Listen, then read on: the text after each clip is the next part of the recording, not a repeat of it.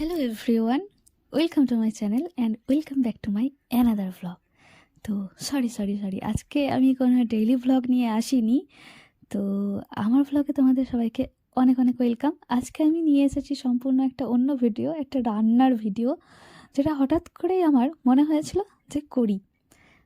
তো কি ভাবতেই করেও নিলাম, আর তোমাদের সঙ্গে সেটা শেয়ার করব বলে সেটাকে ক্যামেরা বন্দিও করে নিয়েছি। আজকে আমি কোনো ব্লগ করছি না, করছি একটা মজাদার রেসিপি। সেটা আমরা ইভিনিংয়ের স্ন্যাক্সেও খেতে পারি, বা ওই যে আমরা সকালবেলায় মুড়ি খাই টিফিনে, সেটার সাথেও খেতে পারি। তো যেটা করব সেটা হচ্ছে একটা বলতে পারো পকোড়া টাইপের। সেটা আমি নানা রকম যে শীতকালীন সবজিগুলো আছে সেগুলো দিয়েই করব। তার জন্য কি আমি ফুলকপিটাকে খুবই ছোট ছোট করে কেটে নিচ্ছিলাম, কারণ না হলে তো সেদ্ধ হবে না, তাই না? তো একদমই ছোট ছোট করে কেটে নিচ্ছিলাম। তো আমার আসলে রান্না করতে ভালোই লাগে। খুব ছোটোবেলায় ন্যাক ছিল তা বলবো না, তবে আস্তে আস্তে বড় হওয়ার সাথে সাথে রান্নার প্রতি ঝোঁকটা আমার প্রচুর বেড়ে গেছে। ভালো লাগে রান্না করতে, আর তার থেকেও ভালো লাগে রান্না করে মানুষজনকে খাওয়াতে। আর এই কিভাবে কি করি না করি সেটাই আমি তোমাদের সাথে আজকে আর কি শেয়ার করছি। তো আমার একটা মানে ব্যাপার হচ্ছে, সেটা হচ্ছে আমি যদি রান্না করি তাহলে কাটা বাটা, রান্না করা, ধোয়া পুরোটা আমি নিজে করি, কারণ অন্য কারোর কেটে দেওয়া আমার একদমই পছন্দ হয় না। আর যেহেতু আমি করি কাজটা, তাই জন্য মাকে আমি আর জ্বালাই না, কারণ মাই তো করে দেবে হেল্প। তো আমি পুরোটাই নিজেই করি। তার জন্য দেখতেই পেলে তোমরা তখন দেখলে যে আমি ফুলকপিটাকে ছোট ছোট করে কেটে নিলাম। তারপর আমি গাজরটাকে কেটে নিলাম, ওটা জুলিয়ান করেই কেটেছি। কিন্তু তারপরে আমার মনে হয়েছিল যে ওটা অনেকটাই লম্বা রয়েছে ফুলকপির তুলনায়, তাই জন্য আবার সবগুলোকে মাঝামাঝি করি, মানে দুভাগ করি, যেটাই ওই জুলিয়ান করে কাটাটা অনেক বড় বড় হয়েছিল। তারপরে ধনে পাতাটাকেও কুচি কুচি করে কেটে নিচ্ছিলাম, আর তারপরে লঙ্কাটাকে কেটে নেব। আমি এটা ভেজ পকোড়াই বানাচ্ছিলাম। তোমরা চাইলে এর সাথে বাঁধাকপি, টমেটো, ক্যাপসিকাম ছোট ছোট করে, পেঁয়াজ, আদা এইগুলোও অ্যাড করতে পারো। আমি ভেজ করেছিলাম বলে আর পেঁয়াজটা অ্যাড করিনি। টমেটোটা ছিল কিন্তু আমার আর খেয়াল ছিল না অ্যাড করার জন্য। মটরশুঁটিও অ্যাড করা যেতে পারে, মানে শীতকালীন যত রকম সবজি হয় খেতে খুবই সুন্দর লাগবে। একদম চটপাটা একটা রেসিপি বলা যেতে পারে। তোমরা যারা রান্নায় এক্সপার্ট আছো, বা আমার মা, কাকিমা, মাসিমা, সমগোত্রীয় যারা আছো, তারা অবশ্যই এগুলো করো বাড়িতে, আমি জানি। তবে আমি এটা আমার মতো করে করছিলাম। আমার রান্না করতে ভালো লাগে। মাঝে মধ্যেই যখন আমার কিছু খেতে ইচ্ছে করে বা মন খারাপ থাকে, তখন আমি রান্না করি। আমার খুবই ভালো লাগে। মানে অতিরিক্ত মন ভালোতেও রান্না করি, অতিরিক্ত মন খারাপেও রান্না করি। তো তারপরে আমি সবগুলোকে একটা বাটিতে ঢেলে নিলাম, যা যা কিছু ছিল। তারপরে আমি বেসন দিলাম, বেসনের গুঁড়ো। এবার এইগুলো না পরিমাণ মতো, আমি ঠিক বুঝি না, মাখতে মাখতে তারপর যখন দেখলাম যে আরও একটু প্রয়োজন, তখন আরও নিয়ে নিচ্ছিলাম। তারপর চালের গুঁড়ো দিলাম, যেটা মুচমুচে হওয়ার জন্য, কিন্তু আমার না পরিমাণে কম হয়ে গেছিলো। আমি 1.5 চামচ মতো দিয়েছিলাম, মানে অনেকটাই বড় চামচের, কিন্তু তাও সেটা কম হয়ে গেছিলো। খাওয়ার পর বুঝেছিলাম যে অতটাও মুচমুচে হয়নি। তারপর নুন, হলুদ, আর ওটা জিরে আর মৌরি গুঁড়ো একসাথে, কর্নফ্লাওয়ার নিয়েছিলাম, লঙ্কার গুঁড়ো নিয়েছিলাম, দেখতেই পাচ্ছ কাশ্মীরি লঙ্কার গুঁড়ো নিয়েছিলাম আমি কালারের জন্য।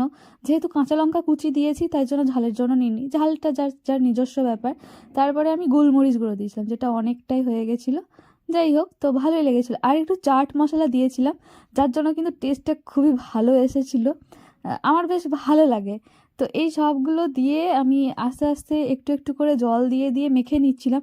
এবার আমার এই জিনিসটা না অতটাও তো আন্দাজ নেই, আমি অতটাও ভালোভাবে বুঝতে পারি না। তো যাই হোক, আস্তে আস্তে আস্তে আস্তে কিন্তু পুরোটাই আমি নিজে করেছি, মায়ের কাছ থেকে হেল্প নিইনি। মাকে কিন্তু আমি জিজ্ঞেসও করিনি যে কি করতে হবে না করতে হবে। তারপরে পরে গিয়ে দেখলাম যে না, বেসনটা অনেকটা কম হয়ে গেছে, যার জন্য পরে আবার একটু নিয়ে নিয়েছিলাম। তো খুব বেশিক্ষণ টাইম কিন্তু এটা লাগবে না, খেতেও কিন্তু খুবই ভালো লাগবে, ভীষণই ভালো। সন্ধেবেলায় করলে ভালো হয়, কিন্তু আমি এটা দুপুর দিকেই করেছিলাম। দেখলে আবারও বেসনটা নিয়ে নিলাম, কারণ দেখলাম যে কম হয়ে গেছে। এবার এটা কতটার বেশে কতটা দিতে হয়, মানে যখন মানুষ পোলাও রান্না করে তখন বলে না যে 1 কাপ চাল হলে নাকি 2 কাপ জল দিতে হয়, কিন্তু আমার না এইটার অত আন্দাজ নেই। তবে হ্যাঁ, আমি মা করে, দিদা করে, এদের কাছ থেকে দেখে দেখে দেখে দেখে আমিও শিখে নিয়েছি। তারপর এখানে কড়াইতে আমি সর্ষের তেলই গরম করতে দিয়েছি। তো সর্ষের তেলটা গরম যখন হবে, একদম যখন ধোঁয়া ছেড়ে দেবে, তখনই দিতে হবে। তো তোমরা চাইলে এরকম বলের মতোও করতে পারো, কিন্তু আমি একটু চ্যাপ্টা চ্যাপ্টা করেছি, কারণ তাতে কি হবে, ভেতরে যে সবজিগুলো আছে সেগুলো ভালো করে ভাজা হবে। আর না, আর একটা জিনিস, যে ডুবন্ত তেলে যদি ভাজা হয় তাহলে ওরকম গোল গোল করে দিলে কোনো ব্যাপার হয় না। তো আমি ওরকম চ্যাপ্টা চ্যাপ্টাই করেছি, যাতে মানে ভালো করে ভাজা হয়, আমার মনে হয়েছে। কারণ আমি তো অতটাও এক্সপার্ট না, যার জন্য আর কি আমি ওরকম করেই করেছি।